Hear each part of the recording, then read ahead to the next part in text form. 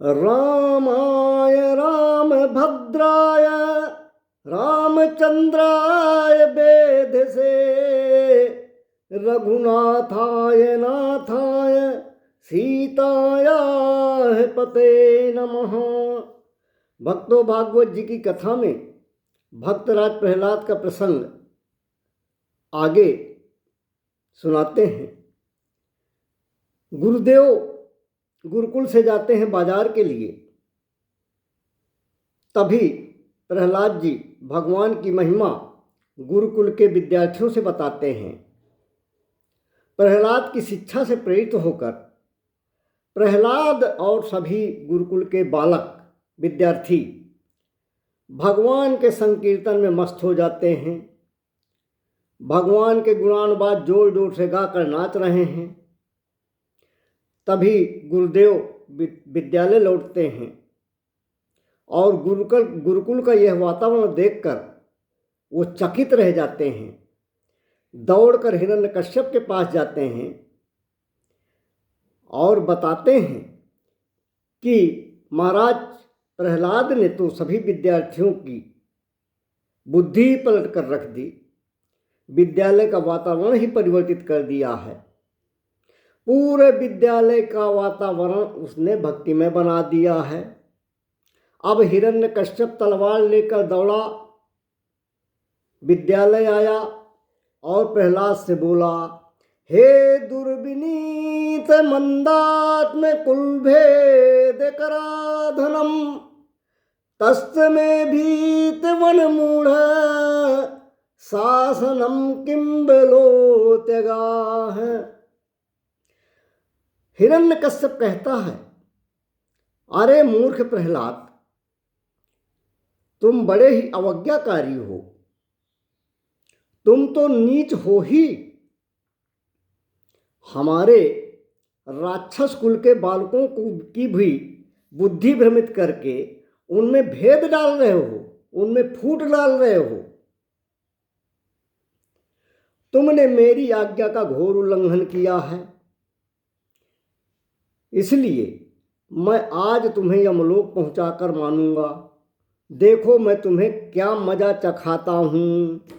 अब प्रहलाद जी कहते हैं हिरण्यकश्यप से, न केवलम में भवतश्च सावई बलम बलिनाम च परेशान परे वरे भी स्थिर जंगमाये ब्रह्मादयो येन बसम प्रणीता है।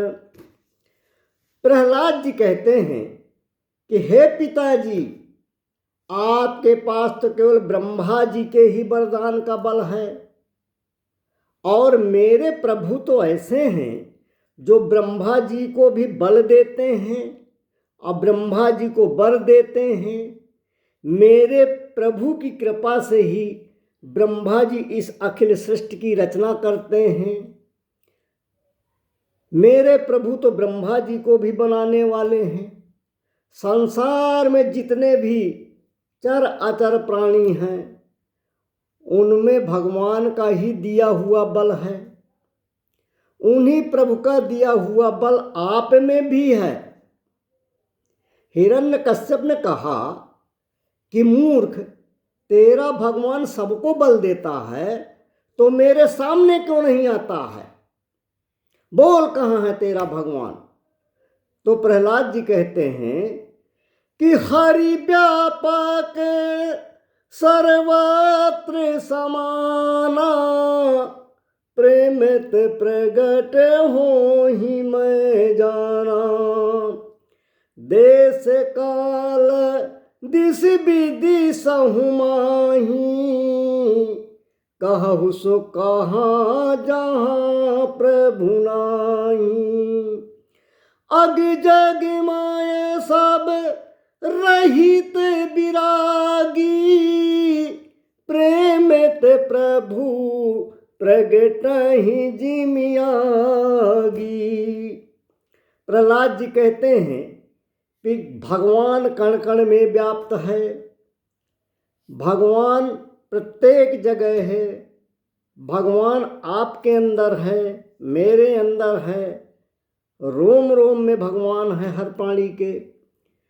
हिरण्यकश्यप ने कहा, तो क्या मूर्ख तेरा भगवान इस खंभे में भी है?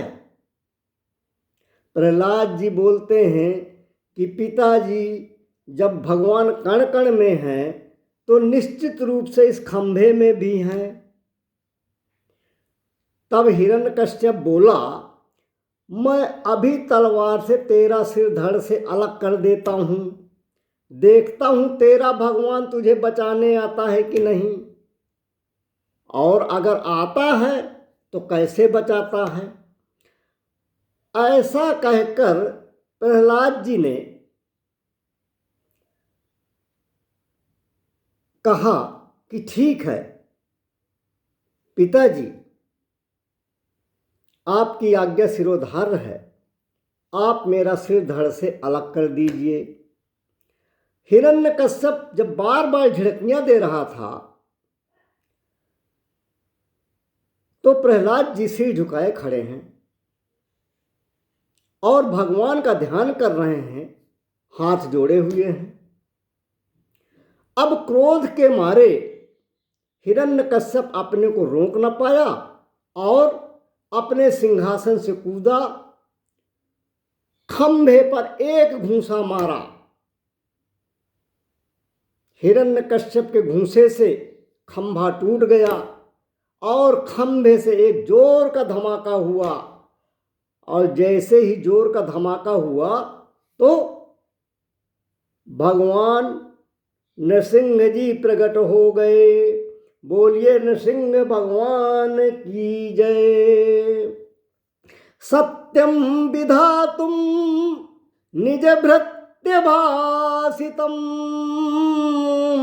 व्याप्तिम च भूतेषु खिलेषु चात्मन अदृश्यत्यातात मद्भुतं रूपमुद्वहन् स्तंभ सभायां न मृगं न मानुषम्। अब खंभे से अपने सेवक प्रहलाद जी की रक्षा करने के लिए, ब्रह्मा जी की वाणी सत्य करने के लिए कि ब्रह्मा जी के शाप का अपमान भी ना हो और दुष्ट हिरण्यकश्यप का संहार भी हो जाए, और सभी पदार्थों में अपनी व्यापकता दिखाने के लिए कि जो प्रहलाद ने भी बताया कि भगवान तो कण कण में व्याप्त है, ऐसी अपनी व्यापकता दिखाने के लिए सभा के अंदर खंभे से बड़ा ही विचित्र रूप धारण करके भगवान प्रकट हो गए। वह रूप ना तो पूरा सिंह का है और ना ही पूरा मनुष्य का है। भगवान नृसिंह के रूप में प्रकट हो गए। ऊपर का भाग सिंह का है, नीचे का भाग मनुष्य का है। उनका यह रूप बड़ा ही डरावना था। भगवान जीभ लपलपा रहे हैं। नरसिंह भगवान के इस अद्भुत रूप को देखकर हिरण्यकश्यप थरथर कांपने लगा। अब आगे क्या होगा, इसकी कथा बाद में कहने का प्रयास करेंगे। बोलिए सियावर रामचंद्र की जय।